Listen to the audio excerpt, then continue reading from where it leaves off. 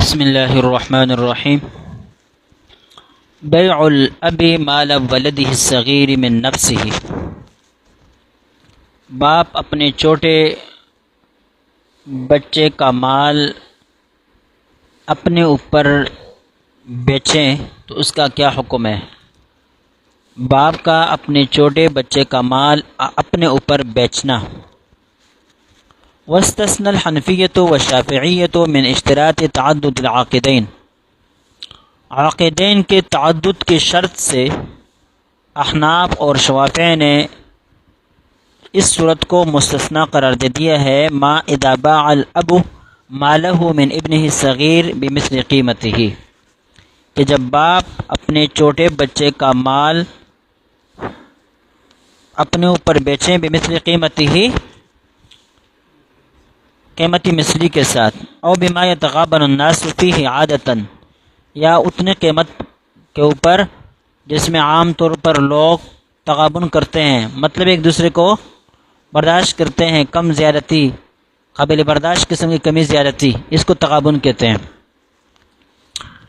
کہ او اشتری مال الصغیر لنفسہ بذالک، یا مال صغیر اپنے اوپر یا اپنے لیے خریدا لنفسہ بذالک، اس قیمتی مثلی کے ساتھ یا اتنی کمی زیادتی کے ساتھ جس میں لوگ معاملات کرتے رہتے ہیں۔ پہلی صورت یہ ہے کہ بچے کے اوپر، اپنے بیٹے کے اوپر اپنا مال بیچنا، اور دوسری صورت یہ ہے کہ بچے کا مال اپنے لیے خریدنا۔ تو اب اس میں صورت میں یہ ہے کہ بچے کی طرف سے تو کوئی ایجاب و قبول ہو ہی نہیں سکتا نا، لہذا باپ ہی ایجاب کرتا ہے اور باپ ہی قبول کرتا ہے، لہذا ایک ہی بے کے ایک ہی فرد یہ یتولی الطرفین ہو جاتا ہے، یعنی دو اطراف کا ذمہ دار بن جاتا ہے، متولی بن جاتا ہے۔ وخالفهم في ذلك زفر والحنابلہ، شوافع اور احناف کے ساتھ اختلاف کیا ہے امام زفر رحمہ اللہ نے اور حنابلہ نے۔ فمنعوا من ذلك، انہوں نے اس چیز کو منع کر دیا ہے کہ باپ اپنے چھوٹے بچے کا مال اپنے اوپر فروخت بھی نہیں کر سکتا، اور بچے اپنا مال بچے کے اوپر فروخت نہیں کر سکتا، اور بچے کا مال اپنے لیے خرید نہیں سکتا، اپنا مال بچے کے اوپر فروخت نہیں کر سکتا اور بچے کا مال اپنے لیے خرید نہیں سکتا۔ لأن القیاس الا يتولى الواحد طرف البیع، اس لیے کہ قیاس اور اصول یہ ہے کہ ایک آدمی بے کے دونوں اطراف کا ذمہ دار نہیں بن سکتا، لما فیہ من الاستحالہ، اس لیے کہ یہ محال کو مستلزم ہے۔ اما اصحاب الثلاثہ، اصحاب الثلاثہ جو ہے فجوزوا ذلك استحسانا، یعنی موالک، شوافع اور احناف، انہوں نے استحساناً اس کو جائز سمجھا ہے۔ وجہ الاستحسان قول اللہ عز وجل، اللہ تعالیٰ کا یہ قول ہے وَلَا تَقْرَبُوا مَالَ الْيَتِيمِ إِلَّا بِالَّتِي هِيَ أَحْسَنُ، کہ تم یتیم کے مال کے قریب بھی مت جاؤ مگر اس طریقے سے جو احسن ہے۔ احسن طریقے کے ساتھ آپ یتیم کے مال کے قریب جا سکتے ہیں، کیونکہ یہاں اس صورت کی ممانعت ہے کہ جو احسن نہ ہو، اس صورت کی ممانعت ہے جو احسن نہ ہو۔ والبيع والشراء بمثل قيمته وبما يتغابن الناس فيه عادة قد يكون قربانا على وجه الأحسن، بیع و شراء قیمتی مثلی کے ساتھ، وبما يتغابن الناس، یا ایسی قیمت کے ساتھ کہ جس میں عام لوگوں کا تغابن چلتا ہو، عادتاً قد يكون قربانا على وجه الأحسن، کبھی کبھی یہ علی وجہ الاحسن قربان کی صورت میں ہوا کرتا ہے، یعنی یہ علی وجہ الاحسن قربان اور تقرب ہوتا ہے۔ اصل میں یہاں قربان کا لفظ اس لیے استعمال کر رہے ہیں نا، اوپر ولا تقربوا لفظ ہے، کیا لفظ ہے؟ تو یہاں پر حضرت نے جواب میں وہی لفظ استعمال کیا قرباناً، کہ یعنی کبھی بچے کے مال کو اپنے اوپر فروخت کرنا یا بچے کے لیے اپنے مال کو خریدنا قیمتی مثلی کے ساتھ یا اتنی قیمت کے ساتھ جس میں عام لوگوں کا تغابن چلتا رہتا ہے، یہ بھی وجہ احسن کے اندر شامل ہے، یعنی گویا کہ آپ قریب ہو رہے ہیں اس مال کے وجہ احسن کے ساتھ، اور وجہ احسن کے ساتھ مال کے قریب ہونا جائز ہے. سمجھ رہے ہو؟ اما ان الواحد لا يتولى طرف البيع. اچھا، اب یہ بات اما ان الواحد، اب یہ بات کہ واحد جو ہے لا يتولى طرف البيع، کہ بے کے دونوں اطراف کا متولی اور ذمہ دار نہیں بن سکتا، تو فإن الأب بحکم کونہ ولیا کامل الشفقہ، کہ باپ اس حکم سے کہ وہ ولی ہے اس کے اندر کامل شفقت پائی جاتی ہے. ينسب فعله الى فعل الصبی، لہذا اس کامل شفقت کی طرف دیکھتے ہوئے ہم یہ کہیں گے کہ اس کا فعل نفس بچے کے فعل کی طرف منسوب ہوگا. لو کان بالغا، اگر بچہ بالغ ہوتا اور یہ اس طرح عمل خود کرتا تو نافذ ہوتا. تو اس طرح باپ بھی کامل شفقت ہے، لہذا اس کا فعل بھی ہم ایسا سمجھیں گے جیسے کہ یہ لڑکا خود بالغ ہے اور اس نے خود یہ کام سر انجام دیا ہے. فَيُحْمَلُ كَأَنَّ الصَّبِيَّ بَاعَ أَوِ اشْتَرَى بِنَفْسِهِ وَهُوَ بَالِغٌ فَيُجْعَلُ. اچھا، لہذا اس کو ایسا بنایا جائے گا جیسے کہ بچے نے خود خریدا یا خود فروخت کیا اس حال میں کہ وہ بالغ ہو. فتعدد العاقد حکماً، لہذا یہاں عاقد حکماً متعدد ہے، اگرچہ صورت کے اعتبار سے ایک ہی آدمی ہے حقیقت کے اعتبار سے، لیکن حکماً ہم اس کو متعدد سمجھیں گے. فلا یؤدی الی الاستحالہ، لہذا جب یہ حکماً متعدد ہے تو اب یہ بات کسی محال کی طرف لے جانے والی نہیں ہے. وہ مذہب الشافعیہ ایضاً، یہی امام شافعی رحمہ اللہ کا بھی مسلک ہے. سمجھ گئے؟ لہذا یہ جو کہا کہ یہ استثنائی صورت ہے، یاد اس کو استثنائی پر محمول کر دینا چاہیے کہ باپ اپنے چھوٹے بچے کا مال اپنے اوپر فروخت بھی کر سکتا ہے اور اپنا مال بچے کے لیے خرید بھی سکتا ہے. سمجھ رہے ہو؟ بیع ولی او وصی غیر الاب من نفسہ، ولی یا وصی جو باپ کے علاوہ ہو، وہ اگر بچے کا مال اپنے اوپر فروخت کریں یا اپنا مال بچے کے اوپر فروخت کر دیں تو کیا حکم ہوگا اس کا ذکر کر رہے ہیں. اما غیر الاب من الاولیاء والاوصیاء، ہاں باپ کے علاوہ جو باقی اولیاء ہے اس طرح وصی ہے، فإن باع احدهم مال نفسه من الصغیر او اشترى مال الصغیر لنفسه، اگر ان میں سے کوئی شخص اپنا مال بچے کے اوپر بیچے یا بچے کا مال اپنے لیے خریدے، فإن لم يكن فيه نفع ظاہر، اگر اس کے اندر کوئی ظاہری نفع نہ ہو، لا يجوز بالاجماع، تو یہ بالاجماع جائز نہیں ہے. وإن كان فيه نفع ظاہر، اگر اس میں ظاہری نفع ہو یعنی بچے کے لیے کوئی فائدہ اس کے اندر موجود ہو، جاز عند ابی حنیفہ و ابی یوسف رحمہ اللہ تعالی، تو یہ امام ابو حنیفہ اور امام ابو یوسف رحمہ اللہ کے نزدیک جائز ہے. ولا يجوز عند محمد رحمہ اللہ، اور امام محمد رحمہ اللہ کے نزدیک یہ جائز نہیں ہے. وقول الشافعی، یہی امام شافعی رحمہ اللہ کا مسلک ہے. وجہ قول محمد و شافعی رحمہ اللہ تعالی، امام محمد امام شافعی رحمہ اللہ کے قول کی وجہ یہ ہے ان القیاس یعبا جوازہ اصلا من الاب والوصی جمیعا، قیاس تقاضا کرتا ہے کہ یہ قطعا ممنوع ہو باپ کی طرف سے بھی اور وصی کی طرف سے بھی. یعنی قیاس کا تقاضا یہ ہے کہ باپ بھی یہ کام نہ کر سکے کہ نہ بچے کا مال اپنے اوپر فروخت کر سکے، نہ اپنا مال بچے کے لیے خرید سکے یا فروخت کر سکے بچے کے اوپر. لما ذکرنا من الاستحالہ، اس لیے کہ اس کے اندر ایک استحالہ یعنی محال امر لازم آتا ہے، اور جو امر محال کو مستلزم ہوتا ہے وہ خود محال ہوتا ہے، یعنی اس کا اعتبار پھر نہیں ہوتا، منعقد نہیں ہوتا. الا ان الاب لکمال شفقته جعل شخصه المتحد حقیقتا، البتہ باپ جو استثنائی صورت ہے اس کو ہم نے کمال شفقت کی وجہ سے جعل شخصه المتحد حقیقتا، اس کی شخصیت جو حقیقت کے اعتبار سے ایک ہی ہے، متعددا ذاتا ورأیا وعبارتا، ہم اس کو متعدد قرار دے دیں گے ذات کے اعتبار سے، رائے کے اعتبار سے اور عبارت و تکلم کے اعتبار سے. یعنی حقیقت میں تو ایک ہے لیکن کمال شفقت کی طرف دیکھتے ہوئے ہم اس کو متعدد سمجھیں گے تو موجب اور مقر قبول قابل دونوں پائے جائیں گے، اس وجہ سے بحث صحیح ہوگی۔ والوصی لا یساویہ فی الشفقہ، وصی جو ہے وہ باپ کا مساوی نہیں ہے شفقت میں، یعنی باپ کو اپنے بیٹے کے ساتھ جتنی شفقت ہوتی ہے اتنی شفقت وصی کو نہیں ہوتی۔ فبقی الامر فیہ علی اصل القیاس، لہذا وصی کے بارے میں معاملہ اپنے اصل قیاس کے اوپر باقی رہے گا، اور اصل قیاس یہ ہے کہ باپ کو بھی اجازت نہ ہو۔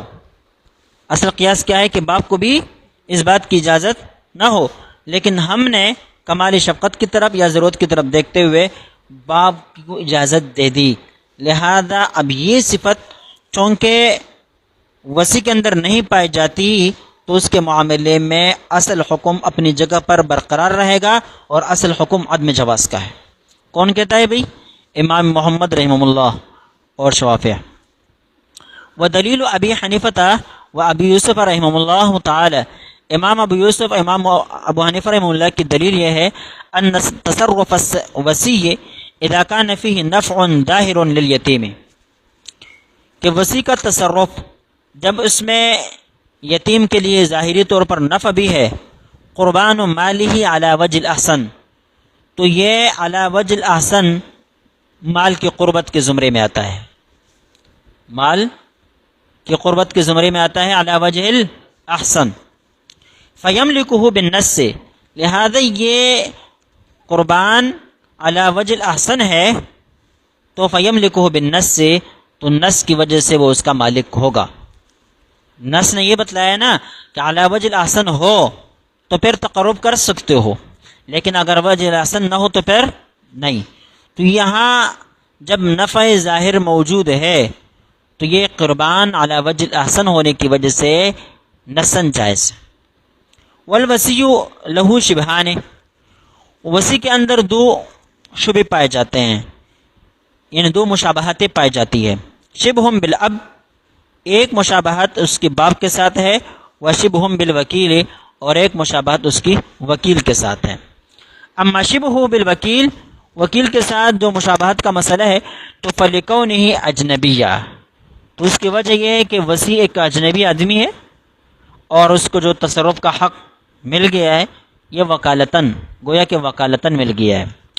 وشبہ بالاب لکونہ مرضی الاب، باپ کے ساتھ مشابہت تو وہ اس وجہ سے کہ وہ باپ کا پسندیدہ ہے، باپ ہی نے اس کے لیے پسند کر کے اس کو وصی مقرر کر دیا ہے۔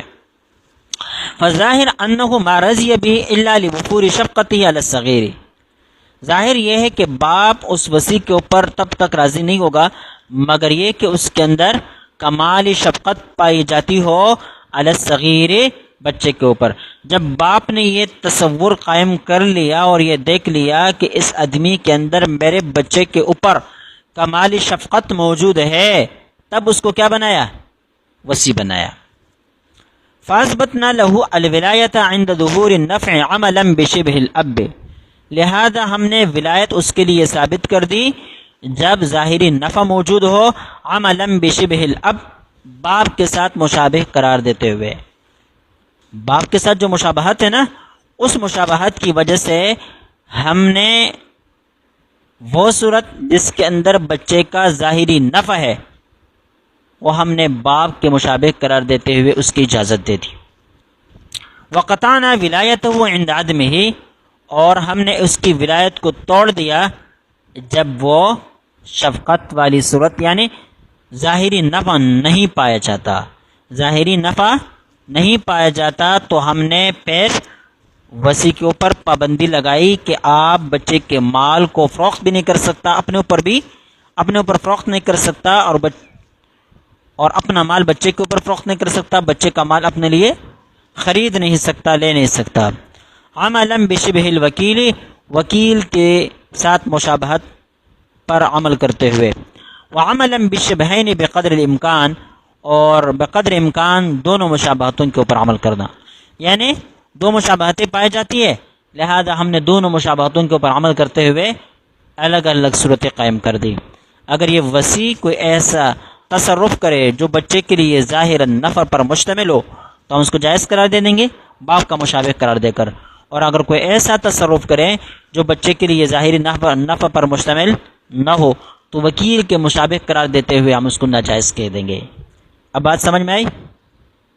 وَتَبَيَّنَ مِمَّا ذَكَرْنَا مِنَ الْمَذَاهِبِ الْفِقْهِيَّةِ فِي الْمَوْضُوعِ، اس موضوع کے اندر مذاہب فقہیہ جو کچھ ذکر ہوئے اس سے یہ بات ظاہر ہوئی ان الاصل فی جمیعها ان الواحد لا يتولى طرفی العقد، کہ اصل قاعدہ یہ ہے کہ ایک آدمی عقد کے دونوں اطراف کا مالک نہیں ہو سکتا، لکونہ مضادا، اس لیے کہ یہ کیا ہے؟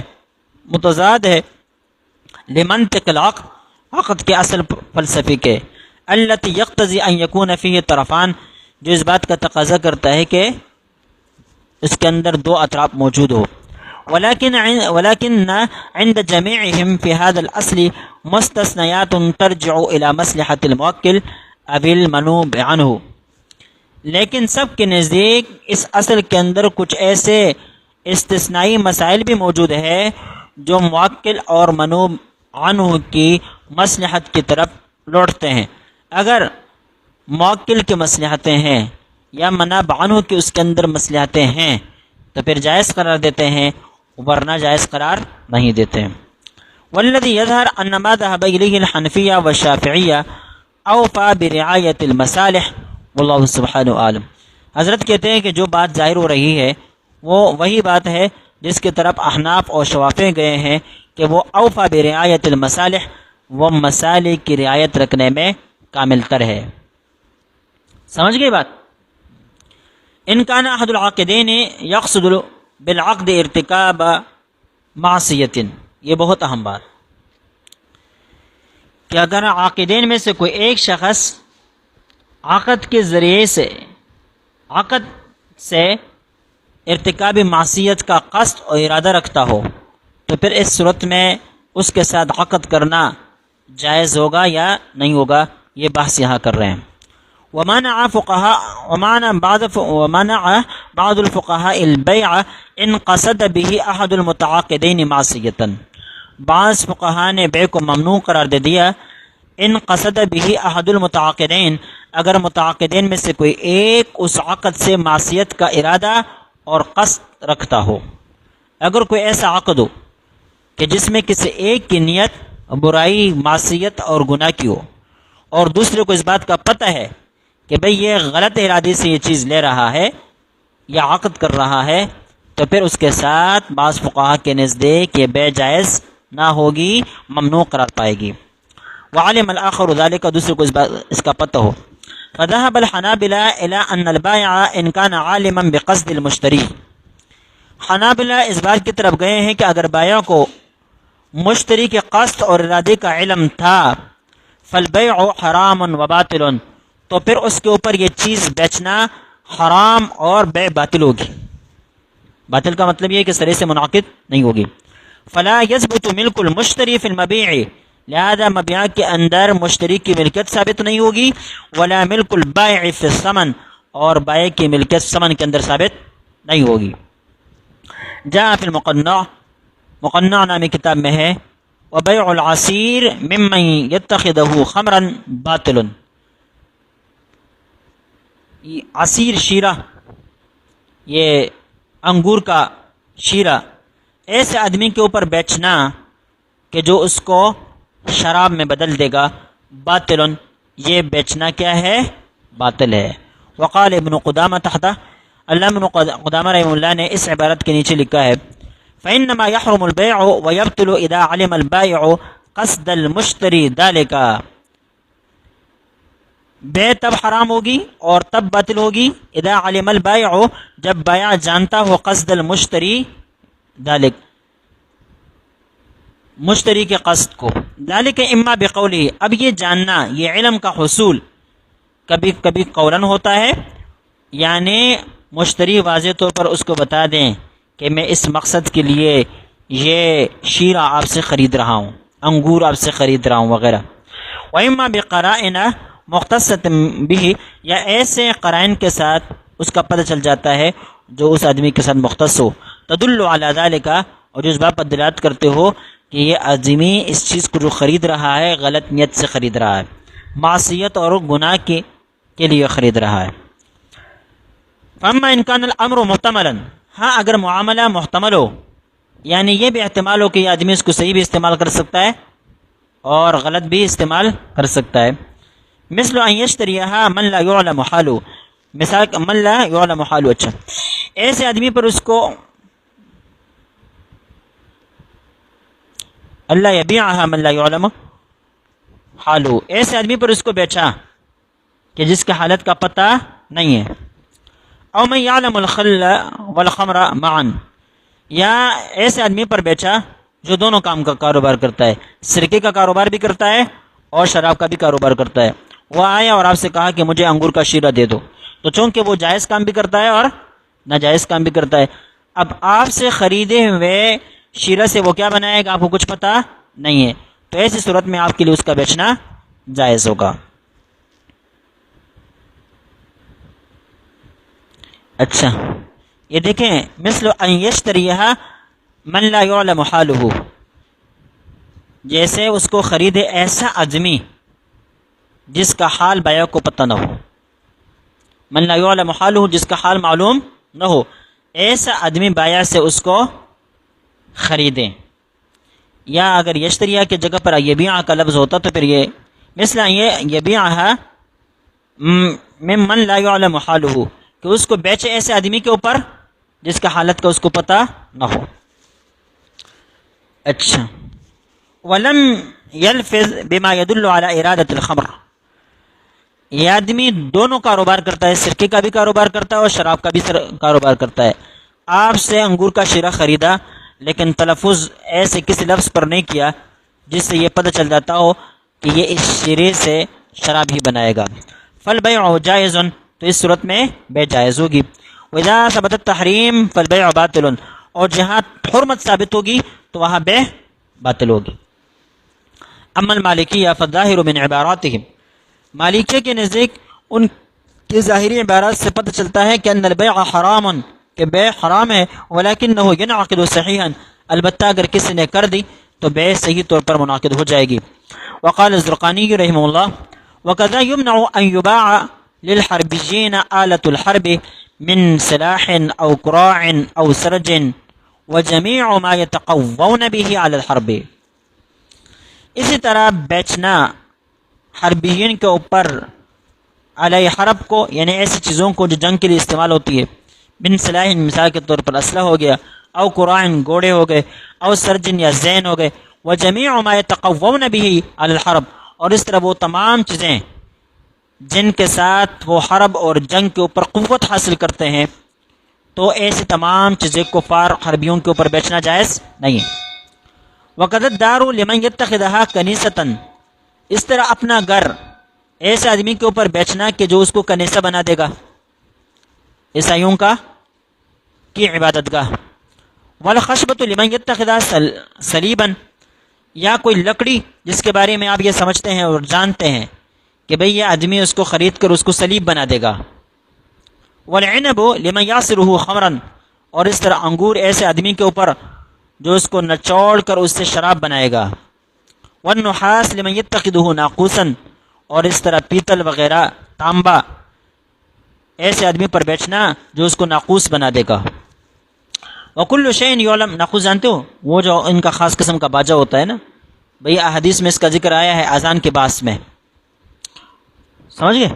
وکل شیء یعلم ان المشتری قصد به امرا لا يجوز، اس طرح ہر وہ چیز جس کے بارے میں یہ علم حاصل ہوتا ہو کہ ان المشتری قصد به امرا لا يجوز، کہ اس کی خریداری سے مشتری نے ایسے کام کا قصد اور ارادہ کیا ہے جو کام جائز نہیں ہے، تو ایسے مشتری کے اوپر وہ چیز بیچنا جائز نہ ہوگا۔ مثال کے طور پر کہ بیع الجاریۃ لأہل الفساد الذین لا غیرۃ لهم، جیسے کہ لونڈی اپنی باندی ایسے آدمی کے اوپر بیچنا جو فسادی ہو، الذین لا غیرۃ لهم، جن کے اندر غیرت موجود نہ ہو، لو یطعمونها من حرام، کہ ان کو کھلائیں گے پلائیں گے حرام سے یا ان سے حرام کام کروائیں گے، تو ایسے لوگوں کے اوپر اپنی باندی بیچنا جائز نہیں ہوگا۔ لیکن آج کل کیا ہے، باقاعدہ جو یتیم خانوں کے اندر لڑکیاں ہیں ان کو ہماری حکومتیں اٹھا اٹھا کر ان کو گلوکار بنا رہے ہیں اور ان کو ٹریننگ سکھا رہے ہیں اور پھر ان کے ذریعے سے جاسوسی کروائی جاتی ہے۔ یہ جو آپ کو اسکرین کے اوپر بڑے بڑے گلوکار دکھائی دیتی ہے، ان کے نسب و حسب کو آپ تلاش کریں گے، آپ کو ان کا حسب و نسب نہیں ملے گا۔ یہ وہ عورتیں ہیں جو عیدی سینٹر میں یہ جو لوگ پینک دیتے ہیں، یہاں سے اٹھا کر ان کو جو ہے ان کو تربیت دیتے ہیں، پھر ان سے یہ کام کروا دیا جاتا ہے۔ اور اکثر و بیشتر جو یورپی ممالک میں مختلف قسم کے جو مشکل جنگی اعمال جن لوگوں سے لیے جاتے ہیں، کام لیے جاتے ہیں، یہ وہی لوگ ہوتے ہیں جن کا کوئی حسب نسب نہیں ہوتا۔ یہ لوگ جو ہے نا بچے پیدا ہوتے ہیں غیر ثابت النسب اور وہ پینک دیتے ہیں، حکومت آ کر ان کو اٹھا لیتی ہیں اور اس کو جو ہے نا چلڈرن ہاؤس کے اندر ڈال کر پھر ان کی تربیت کرتے ہیں، اور جو جسم آور ہوتے ہیں، طاقتور ہوتے ہیں، پھر ان کو اٹھا کر فوج کے اندر بھرتی کر دیتے ہیں، اور پھر کبھی ان کو افغانستان بھیجتے ہیں، کبھی لیبیا بھیجتے ہیں، کبھی عراق بھیجتے ہیں، کوئی پوچھنے والا ہوتا نہیں ہے۔ اب بات سمجھ میں نہیں ہے؟ یہی کام ہمارے ملک کے اندر ان پینگڑیوں سے اٹھنے والے، اٹھائے جانے والے بچے، ان سے بھی یہ کام لیا جاتا ہے۔ اب بات سمجھ میں نہیں ہے؟ برائیوں کے لیے استعمال کی جاتی ہے۔ مجھے خود ایک فوجی نے جس کو شادی کی ضرورت تھی، اس کی بیوی کوئی اور فوجی لے کر گیا تھا۔ اب مجھے کہہ رہا تھا کہ میرے لیے رشتہ تلاش کرو، بہت بڑے عہدے پر آج بھی ہے۔ میں نے کہا ٹھیک ہے ہم تلاش کر لیں گے۔ کوشش ہم نے بہت کی لیکن کوئی ملی نہیں اس کے مزاج اور اس کی جو شرائط کے مطابق۔ اس کو میں نے کہا، انہوں نے کہا کہ میں نے حرام نہیں کرنا ہے، اگر حرام کرنا ہوتا تو میرے لیے کوئی مشکل نہیں ہے۔ میں نے ویسے پوچھا پھر کیسے مشکل نہیں ہے؟ کہنے لگے کہ اگر میں چاہوں تو تانوں کے اندر بند بہت ساری نوجوان لڑکیاں اپنے لیے ایک ایک رات کے لیے آسانی کے ساتھ لا سکتا ہوں۔ میں نے کہا کیسے لا کر آؤ گے؟ کہنے لگے تانے کے انسپکٹر سے کہوں گا کہ بھائی میں نے اسے تفتیش کرنی ہے، یہ ہمیں مطلوب ہے، لہذا آپ یہ مجھے ایک رات کے لیے، 2 راتوں کے لیے، 3 راتوں کے لیے دے دیں، ہم ان سے تفتیش کرتے ہیں۔ آرام سے دے دیں۔ اگر میں کہتے ہیں کہ اس وردی میں نہ چلا جاؤں، سادہ کپڑوں میں چلا جاؤں، انسپکٹر سے کہوں، یا یہ جو ہاؤس بنے ہوئے ہیں جن کے پاس یتیم بچیاں موجود ہیں یا گھروں سے غائب شدہ بچیاں موجود ہیں، ان کے پاس جاؤں، 50,000 10,000 20,000 روپے دے دو، آرام سے دے دیں گے۔ اب بات سمجھ میں آئی نہیں ہے؟ تو یہ ہے، تو ایسی عورتیں باندی کا غلط استعمال، آپ سمجھتے ہیں کہ باندی کا غلط استعمال ہوگا تو پھر ایسے آدمی کے اوپر باندی بیچنا آپ کے لیے جائز نہیں ہوگا۔ والمملوک ممن يعلم منه الفساد به، اس طرح جو مملوک ہے، غلام ہے، ایسے آدمی پر بیچنا اس کو کہ وہ اس کو پھر غلط استعمال کرے گا، ان سے غلط کام کروائے گا وغیرہ وغیرہ۔ قال الدردیر، علامہ دردیر فرماتے ہیں ومنع بیع مصحف او جزئه وکتب حدیث لکافر کتابی او غیره، کہ قرآن پاک کا بیچنا یا قرآن پاک کے ایک سپارے کا بیچنا یا حدیث و کتابوں کا بیچنا، لکافر کتابی کتابی کافر کے اوپر، او غیر یا کتابی کے علاوہ کوئی اور کافر ہو، یہ ممنوع ہے۔ والبیع صحیح المشہور وان منع، ہاں اگر بیع کسی نے کر دی تو منعقد ہو جائے گی، صحیح ہوگی لیکن ممنوع ہوگی۔ کیا ہوگی؟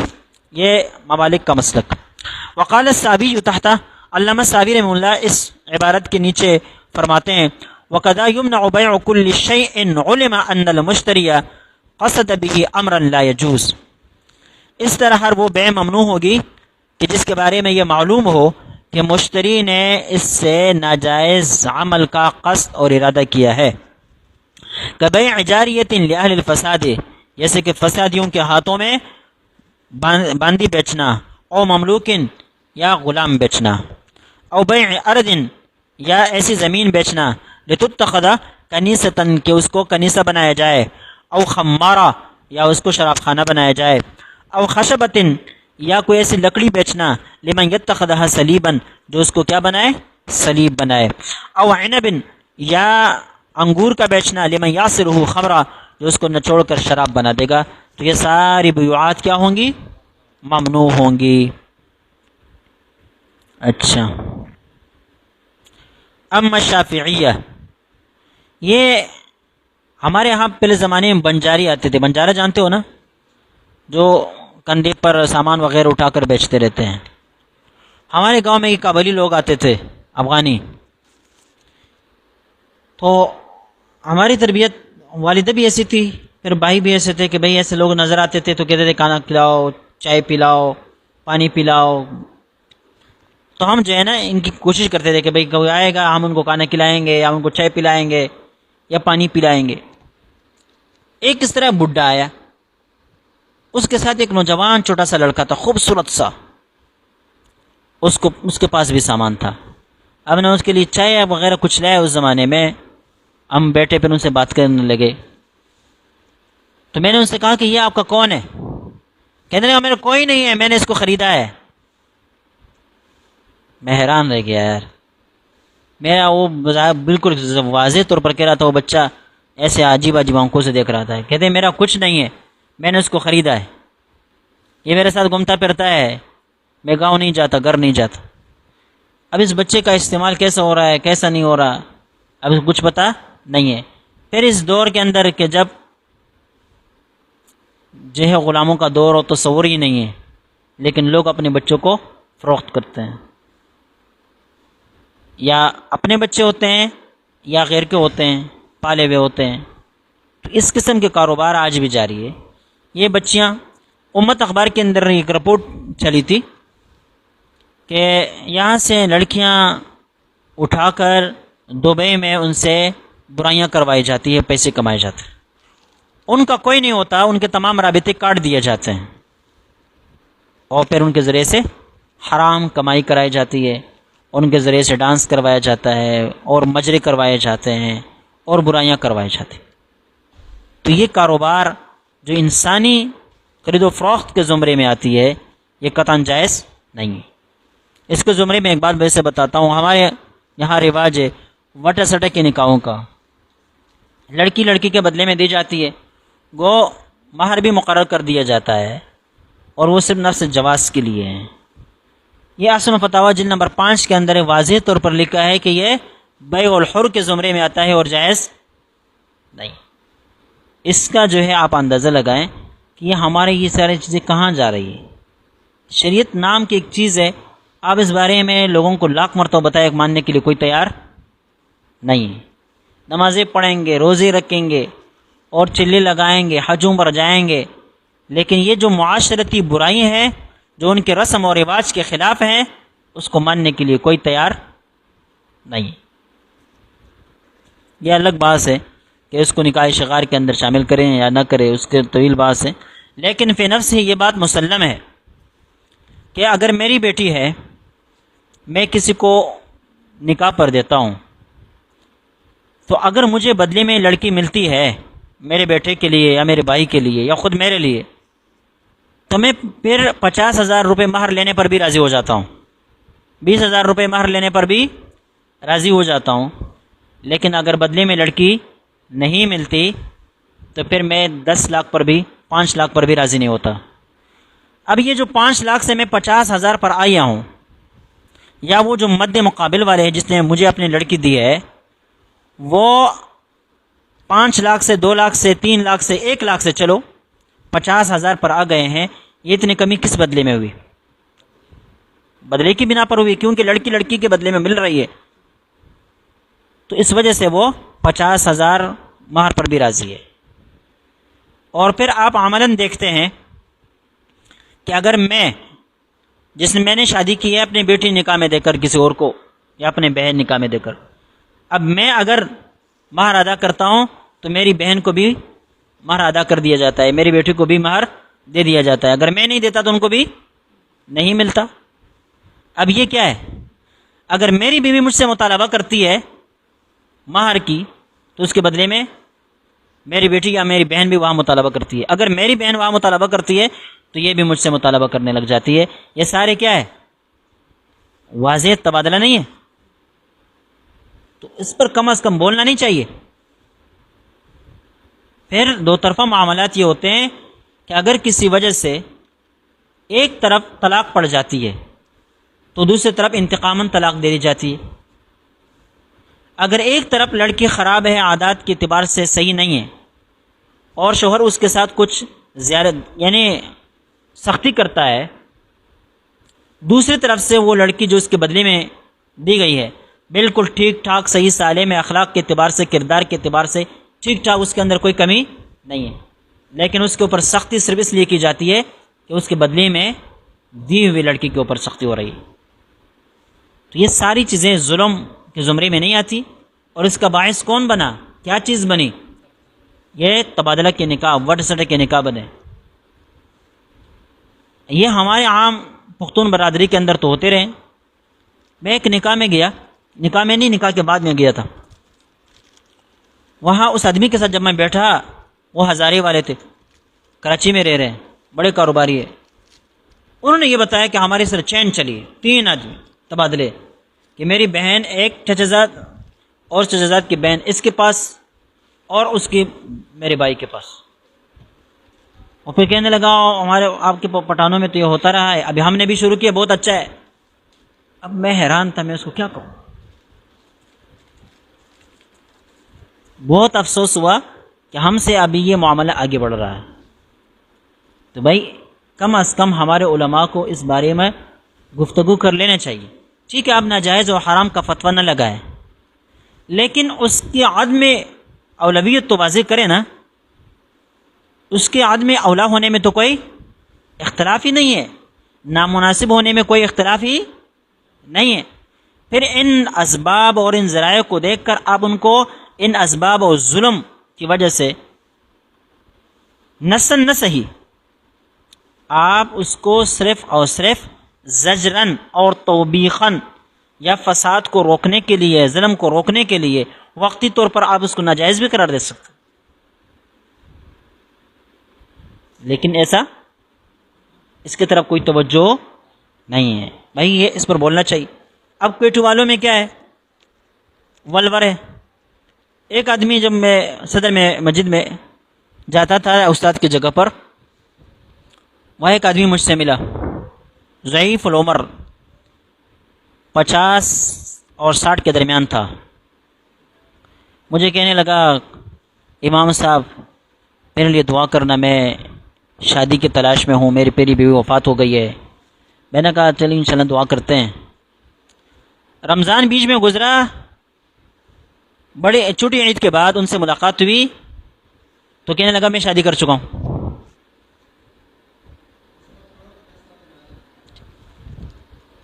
تو میں نے کہا کیسے کر دیا؟ لڑکی کون ہے؟ کہ کتنی عمر ہے؟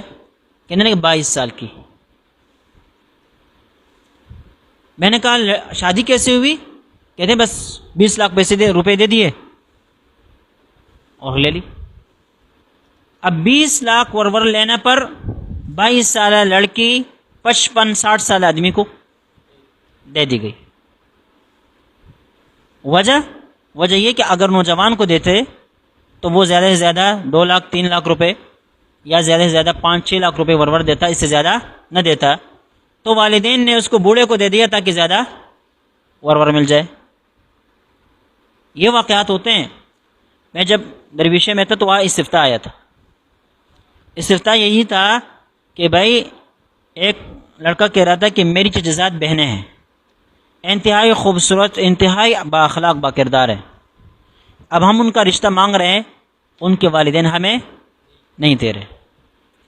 کہتے ہیں ایک کا رشتہ جو طے کیا جا رہا ہے ایسے آدمی کے ساتھ جس کی عمر 40 سال سے زیادہ ہے اور لڑکی کی عمر 16 اور 17 کے درمیان ہے،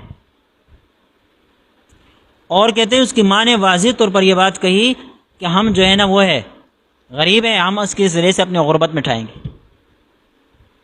اب کیا کرے؟ تو یہ سوال کیا تھا کہ بھئی یہ جائز ہے یا نہیں؟ اب اس کو انسان جائز کہے؟ انسان لکھتے ہوئے انسان کے اوپر رونگٹے کھڑے ہو جاتی ہے کہ بھئی یہاں آپ یہ حکم، جواز کا حکم لکھیں گے کیسے؟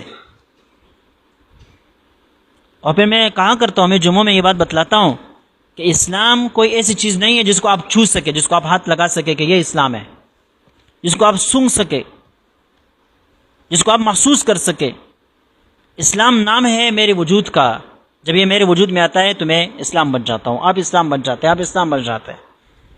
آپ کے اعمال کو دیکھ کر لوگ یہ سمجھتے ہیں کہ یہ اسلام کا حکم ہے اور اسلام اس کو جواز فراہم کرتا ہے۔ تو اس پر کم از کم بولنا تو چاہیے، اس پر لکھنا تو چاہیے. نہ لکھا جاتا ہے اور نہ بولا جاتا ہے.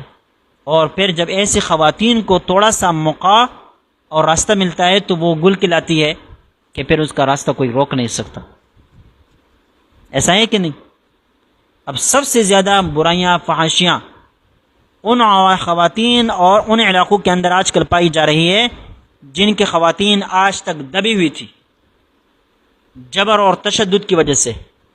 اب جیسے ہی جبر اٹھا، تشدد اٹھا، تو ان کی جو دبی ہوئی طاقتیں تھی، قوتیں تھی، خواہشات تھی، وہ جب لاوا بن کر پھوٹ پڑی تو اب سب سے زیادہ برائیاں، فحاشیاں انہی جگہوں کے اندر پائی جا رہی. خود ہمارے علاقوں کے پہلے کیا حالت تھی اور آج دیکھیں ایک ہفتے کے اندر نئے کوئی کیس آ رہا ہے، لڑکی بھاگی، لڑکی قتل ہو گئی، فلاں لڑکی کے فلاں کے ساتھ تصویریں آ گئی، فلاں کے ساتھ ویڈیو آ گیا. یہ ساری چیزیں اب چل رہی ہیں. تو یہ چیزیں جو ہے بحیثیت ایک عالم دین کے، ایک مفتی کے، آپ کی ذمہ داری ہے، ایک خطیب کی. آپ روک نہیں سکتے، بول تو سکتے ہیں، ایک جمعہ تو اس پر پڑھا سکتے ہیں نا، لیکن اس پر کوئی پڑھا نہیں رہا. بہرحال یہ چیزیں ضمن میں آپ کو ذہن میں رکھنی چاہیے. واما الشافعیہ فإن مثل هذا البيع مکروہ عندهم بشرط العلم ولكنهم ينعقد سيئا. امام شافعی کے نزدیک ان جیسی بیع مکروہ ہے، البتہ عندهم بشرط العلم، شرط یہ ہے کہ ان کو علم ہو کہ بھئی یہ آدمی غلط ارادے سے یہ خرید رہا ہے. ولكنه ينعقد سيئا، لیکن بیع منعقد ہو کر صحیح ہوگی.